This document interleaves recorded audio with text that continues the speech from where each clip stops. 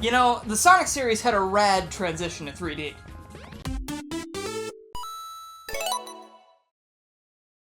Hello everybody, I'm Garrulous64, and today we are talking about something very close to my heart. That, of course, being the subscribe button. Did you know that only a certain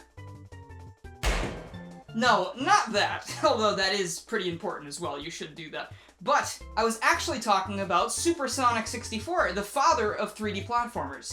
Or alternatively, I guess you could say it's the game that gave you the 64 part of my username. Yeah, I know, I'm super original. I just stole a word from the dictionary and slapped a number onto it. Yeah, also, make sure to like the video if you didn't know Garrulous was a real word.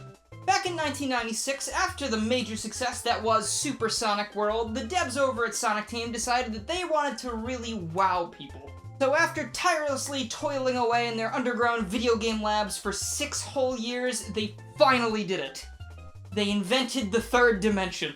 See, a lot of you are probably too young to remember this, but prior to 1996, everything was 2D. It made literally everything impossible. I have no idea how we survived as long as we did. Entering this new world for the first time, we're greeted with Dr. Robotnik, who's suddenly calling himself Dr. Eggman. That's stupid, I'm not saying that. Doctor is threatening that in 3 days, he's going to do something. And what is that something? Oh boy, better not take too long, I don't want to find out. Fortunately for us, though, we are a supersonic blue hedgehog that can probably get this done in a couple hours, and also there's no day-night cycle in this game, so, kinda sucks to be this guy. Our trusty camera bot Omochao flies down from the heavens past a stained glass portrait of some blonde lady, must be a scrapped character or something. And then, finally, our hero, Sonic T. Hedgehog, enters the third dimension for the very first time. Now, this starting area is peak game design in my opinion, because your first goal, of course, is to get into the castle. But you're probably gonna hit a couple buttons on your way there, because if your attention span hasn't been destroyed by the trials and tribulations of adult life yet, you're probably gonna remember at least a couple things that happen out here. Of course, Sonic moves pretty quickly, as you might have expected, and he also retains his spin dash move from previous titles. Along with those two, you also now have a homing attack move to hit enemies in the 3D space a little bit easier, and a bounce move. Both of those things are very important for both keeping up your speed and landing precisely because of all that speed, respectively. Sonic is also, of course, able to run up steep slopes, which most Italian plumbers might have trouble with. This ends up opening a lot of possibilities when traversing the world. After you get your land legs, Sonic crosses the bridge and heads into Vanello's castle, where he finds Knuckles the Echidna, who has once again destroyed the thing that he's sworn to protect. You know, I'm not really sure if he's read the dictionary all the way through like the rest of us, because shattering something into 120 pieces does not exactly sound like a good way to protect it. So now it's Sonic's mission to collect 70 of these shards to boot Eggman and his new Koopa mech out of the castle, and Knuckles will not help us because he stepped on one of his Lego shoes earlier and he only has 42 minutes left to live. This time around, the levels are accessed by jumping through these magical paintings found throughout the castle. There are no warp rings, but I have to say it is inherently satisfying how the paintings ripple like water whenever you jump through them. The entire game's aesthetic is really nice, honestly, and I don't think I'll ever get tired of these sights and sounds, no matter how many times I find myself within these castle walls. You know, some may say that it looks a bit dated, and I do agree to an extent, but never let me hear you say that again or else there will be consequences. The only level accessible from the start is Bomb Battlefield, and it's a pretty easy place to get your bearings. Do, however, mind the water bombs that are constantly bombarding you. Wouldn't expect anything less considering you're smack dab in the middle of a battlefield.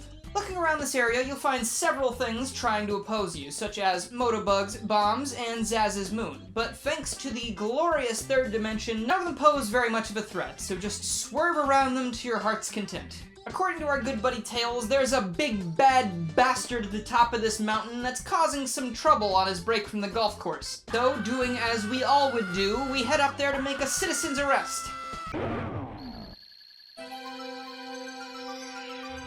Unfortunately, unlike 3D platformers of the future or Banjo-Kazooie, you're only allowed to collect 1 emerald shard before you're booted out of the course. This is because sometimes the level will change depending on what mission you select, but generally, most shards are available no matter what act you choose. One example of things that are always available to you are the red ring missions. These will have you searching through the stage for 8 hidden red rings, though hidden isn't always the word I would use to describe them, because in some levels the devs were just like, I'm tired of making sense, I want to make it rain!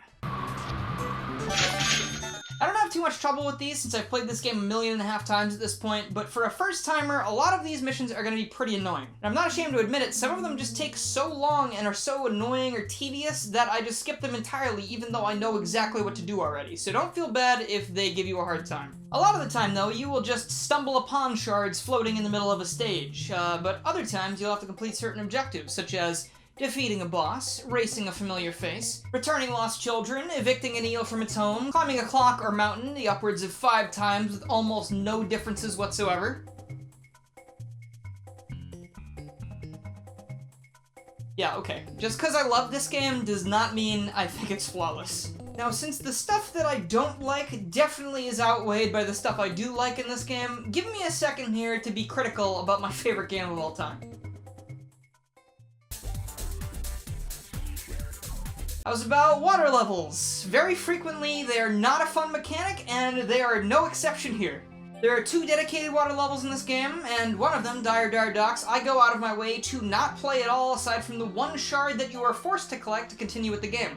This level is somehow claustrophobic and too big at the same time, and, you know, there's not too much to do here that's annoying, but the vehicle that you use to traverse the entire thing is, of course, water. So it's incredibly slow and tedious, and you know we can't go slow, it's just not what we do here. And then there's Shifting Sandland, just the entire level. It's terrible, it's one of the worst levels in the entire series. Frequently here, you'll find yourself drowning in sand, because this game isn't exactly what I would call perfect, what with its glitches and bugs and random invisible walls popping up here and there. So I hope you really like suffocating. And the pyramid just kind of slows everything to a crawl because it's a vertical section where you have to be really careful and precise with your platforming, otherwise you bounce off a wall, you fall all the way back down, and then you gotta climb all the way back up. Isn't that fun? I don't know, man, I'm just thinking after playing this level, Anakin Skywalker was right. Sand is horrible. He wasn't right about all of the intergalactic war and murder stuff. That's not really my thing.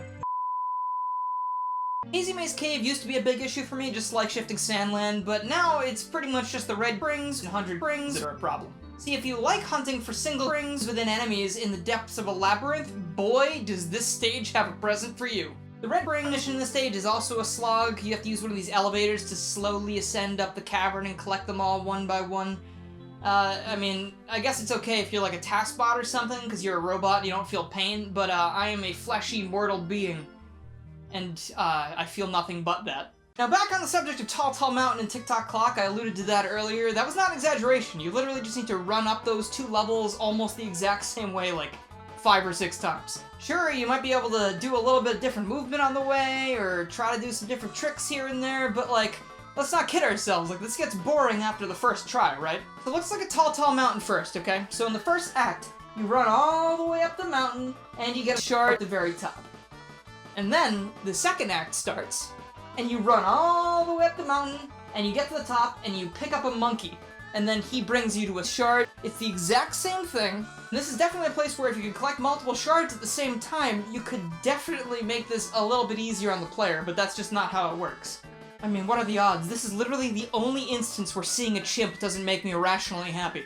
And one final big thing, the entirety of Rainbow Ride might be another one of the worst levels in this entire series, because if you look back at my previous complaints, this is nothing but a giant bottomless pit where you ride slow-moving magic carpets to get all the way to your destinations, and there's really no ways to make it go any faster. Like, come on, dude, I would really like to make it up to that shard sometime this century. I'm not gonna live forever. Aside from those bigger complaints, there's a ton of smaller things, such as, you know, the mission titles being a little too cryptic sometimes for first-time players. Tiny Huge Island is just built in a really awkward way. I don't really like how easy it is to get knocked off the stage into yet more bottomless pits. Like I mentioned before, there are a bunch of places where invisible walls randomly pop up, and, you know, like, I definitely shouldn't have fallen down, but, you know, now I'm dead. And, of course, the main boss of the game is the same thing 3 times over, which, in my opinion, is pretty lame. And then, of course, the most common complaint with this game is the camera. It is absolutely god-awful, and there is no way to redeem that. See, all what you have back there is your physical camera, which means it gets stuck on walls all the time.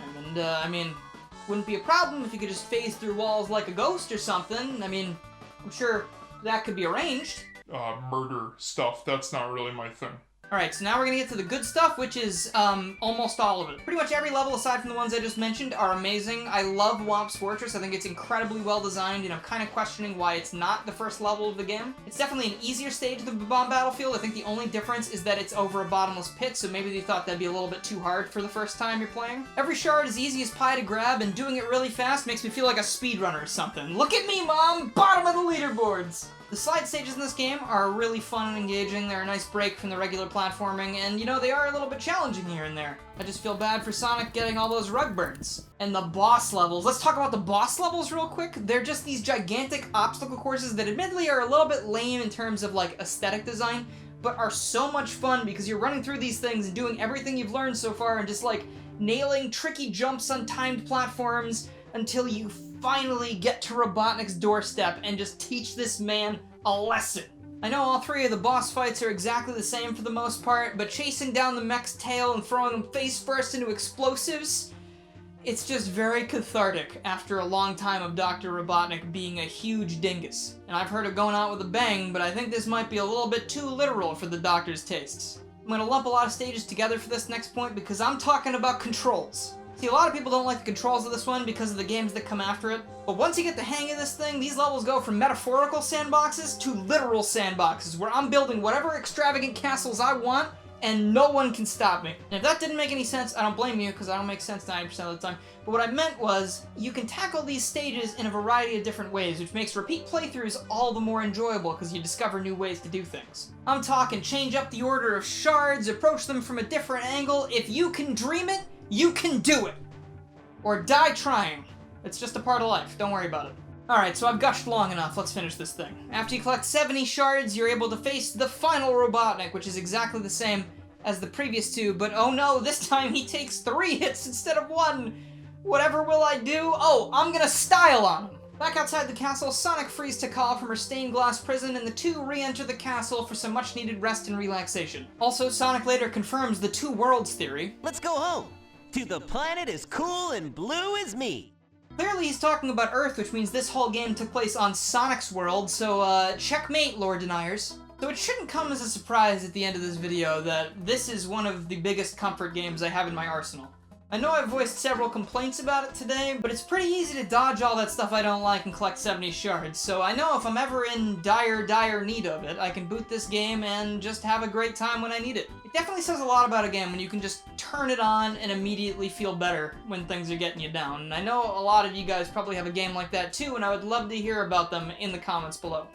But that is it for today. I guess closing thoughts, I'm just very happy that Sonic's first 3D game turned out to be a total blast.